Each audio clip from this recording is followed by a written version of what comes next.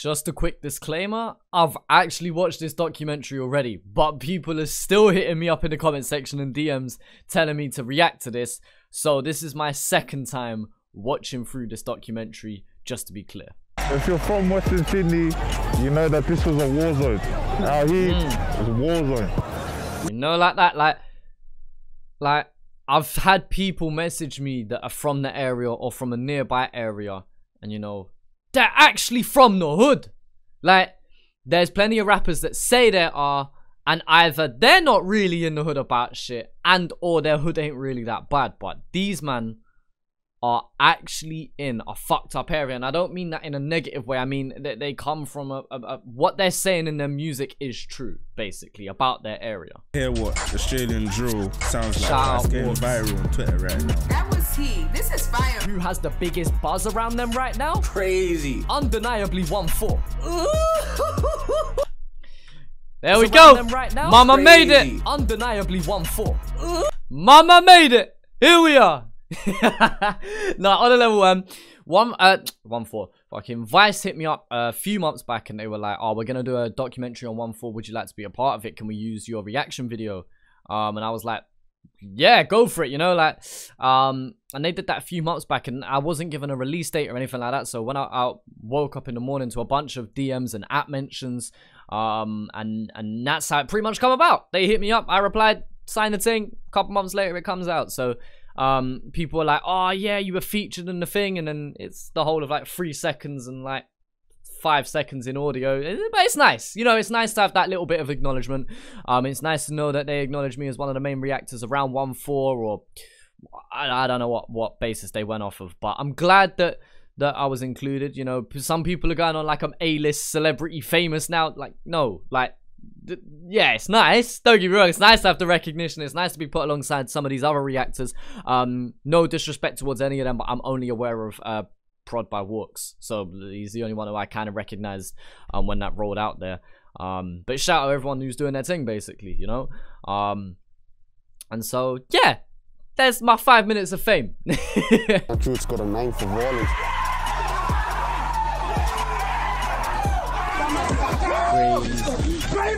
Like, it was a lot more worse. It's actually mad, because when you pre it, yeah, like, I'm not saying violence is a good thing, but again, people have sent me like snaps or videos of like shit that goes on in the area of just Western Sydney. Like, it's actually mad out there, you know.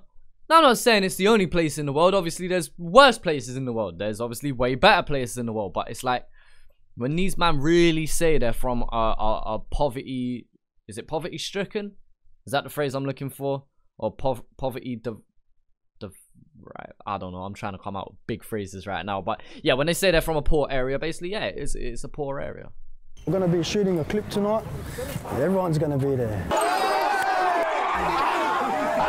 It's nuts. Like when you pre it, yeah, the video itself looks mad enough. Like, the videos, like the message and Spot the Difference, those videos look nutty enough as it is. But then when you see the raw footage without the music in the back, do you know how nutty this shit is? Like, again, a couple people sending me like behind the scenes clips of people who were there at the shoots, and it's mad. We're Australia's first and only drill group. Yeah, what makes us a drill group is that we actually do first and only drill group. With the whole first thing, obviously it's going to be difficult to tell who was first, because, you know, anyone could have been the first. But in terms of first that got real recognition, 100% I'll agree with that statement. Only I disagree, because there are other drill groups that are doing their thing. Obviously, maybe at the time of filming this, maybe it was a little bit different, I don't know. There's no denying though that 1-4's impact and the popularity that they've recently got is definitely inspiring other people to do their thing. There is no denying that, because they're showing that it is possible to do drill from Australia. It's possible to do hood music and for it to be accepted to an international audience. They're showing that, basically. So, am I going to say they're the only drill group? No. Are they the reason maybe the other drill groups start putting shit out? Yeah, maybe, probably. Yeah, there's no denying that. But hey, Sally, no. Tell them where you at right now. Yeah, this caught a bit of attention in the comment section. One minute. This bit, Sally, Uso, tell them where you at right now. They captioned it as also, but apparently it says Uso, which is like brother. So yeah, that was a funny one. Bear Man got angry about that in the comments, understandably, I guess. But like, man got vexed at Vice. They were ready to start running down offices because they got a subtitle wrong. I think what you know was, I think it was the first track that I reacted to of ONEFOUR's. And then I think the second one was Shanks and Ships. I'm 99% sure the first one I ever reacted to was ONEFOUR. What we've learned through music and business and that, like touring is what you want to be and what you want to do. But what's been holding us back is like the boys' legals. You know, the boys that go. We got some boys that do rap and are at court at the moment. We got boys getting pinched like my friend Sel. You know, he could. Like, I talk about this on a recent podcast that I did. But I basically compared ONEFOUR's journey to where Giggs was at in the UK. Giggs is a UK rapper, for those who don't know, who basically went through the struggles of not being able to perform at shows, and feds were shutting it down and shit, and it's, you know, it's taken him a good decade and the rest to, you know, get round to actually performing with no issues. So ONEFOUR's journey reminds me of where Giggs used to be at. So I talk about that more in depth on the podcast. If I remember, I'll link that down in the description below. But yeah, check that out if you want to hear my thoughts on that, basically. Could have been that. Shanks and Shoes. Shanks and what? That's what we need when we're going to take that trip. I don't care. Shanks and Shivs is still my favorite song from them. Like, it just is. It's just that hook. Like, in terms of their verses, Spot the Difference is the hardest track they've done. But if we're talking about as a whole song, like, what's my favorite? Not saying what's their best. What's my favorite? Shanks and Shivs. Also, shout out Sonder on the beat, because he's the one who produced it, and obviously he's my guy, innit? He's mixed for me and shit, and so he's helped me out. So maybe that's why I have a little bit of bias towards that track. But yeah, man, shout out Sonder, shout out ONEFOUR, shout out the Shanks and Shivs track, man. That was hard still. Back in the days, you'd get your name out for being like a mad fighter, or, you know, doing the craziest stuff. So, you know, if this kid, you know, if we heard that this kid, you know, ran up into a school and just, you know, bladed a gun, you know, he'd get a big name out in the street saying, you know, wow, that guy did this, and then someone would try and do a crazier thing, you know. See, that's fucked in my opinion. Like, because you can understand when you grow up in an environment like this, yeah, it's difficult to get out of that. Like, there's one thing if you walk into it yourself, but some of these men are just born in a situation like this and they know no different. It's either you make enough peace to get out of the hood, or you fight your way out of the hood. And oftentimes people get rich or die trying, or you die trying to fight your way out. Like, that's when you're born into areas like this, and this isn't just West Sydney, this is worldwide. This is in places in London as well. Like, you're born into a disadvantaged position. That's not for me to speak any negatives on the places that they've grown up, but, you know, there's a different culture in West Sydney as opposed to growing up on the coast. There's going to be a difference. Same way there's going to be a difference growing up in Hampstead within London and then growing up in Brixton. If you're that's just referencing for the few UK viewers. But, you know, there's a difference between areas, and they don't even have to be that far apart from each other, but where you grow up with, your hood that you grow up in, you know, massively defines who you are, because it's your environment. Your environment surrounds you. Your environment defines you, you know, to a certain extent. But when you grow up knowing no different, of course it will. We adopted that one from UK and US. They said op first, but around here, a real filthy word to call your enemies like dogs and gronks, you know what I mean? That's Aussie slang, you know? I'm so glad. I am so glad YP said that.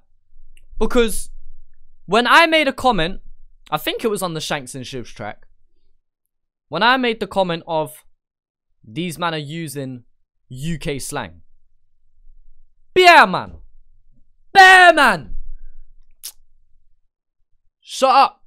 That's West Sydney slang. No, they've just literally defined the difference between what they use in UK slang, like the word op, and dogs and gronks is, like, if you hear UK man saying, oh, you fucking gronk, eshe, like, you know what I mean? Like, that is Sydney slang. That is Australian slang. But op, dip, fucking 10 toes, all of this shit, you know, come from the UK. So, thank you for acknowledging that, because Yeah. Fucking fight one of you.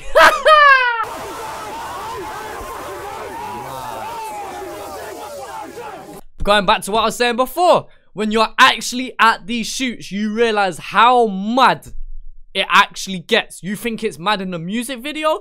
Try playing these clips. I would love to see a video of how the music video chops, edited, transition, everything, yeah? But without the actual track and just the raw camera footage audio. That makes sense. Like, I would be fascinated by watching that shit. Fascinated. Cameraman's in the back, like, I beg you, man, slow down. I value my life. Look how mad this is. Choreographed. Synchronization. Levels. Footwork. They're dancers. They are dancers, I tell you. Look at this shit here. It looks like the movie Black Hawk Down. This shit looks like a war zone. Look how many man there are. They could sell out an arena. Why don't they just hire a stadium for the next video? Why don't ONEFOUR just hire out a stadium, fill the stands, and just do a madness? Why not? So yeah, that's the documentary. I mean, look, I don't have much more else to say other than what I said during it. I kind of give my thoughts as I went along.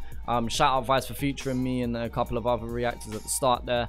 Shout out ONEFOUR themselves. They're doing bits, and as I said, I kind of talk about it more in the podcast, but I just hope that they can now just stick to music and not be out here doing a fuckery. Like, you're making your point, you're telling your story, you know, do it. You know what I mean? I'm all for it, but I just want them to be able to now set themselves straight so that they're able to start performing, because an artist's real way to really be eating good is album sales and touring. And I don't feel like ONEFOUR are ready to be making an album yet. Maybe an EP at some point in the near future, but I don't feel like they're ready to be doing an album yet. So I think their best bet of really earning peace for themselves is touring. And you know, when you've got a big group like that, obviously you've got to split the money, which, you know, they're a brotherhood. I'm sure they're more than happy to do that, but you know, if they're really gonna start thriving in this thing with peace, they've got to be touring, they've got to be doing shows, and the fact that that's being shut down is a massive blow to them. So I hope that they can just stay on a clean and straight path, and just keep building their team, because at the end of the day, they've got the biggest buzz around them right now. And so for them to keep that up, they need to keep doing the right things and basically stay out the fuckery. You know, let's be real, they've got to stay out of it. So best of luck to them. I hope they're able to start performing soon. And yeah, just shout out ONEFOUR in general, man. But anyway, guys, let me know what you think down in the comment section below. Feel free to follow me on socials and keep me updated with all new music that's coming out. My album Visionary is coming out on the 23rd of August. Very, very soon. Links down in the description below. And yeah, appreciate you guys for watching, and I'll talk to you, man, later.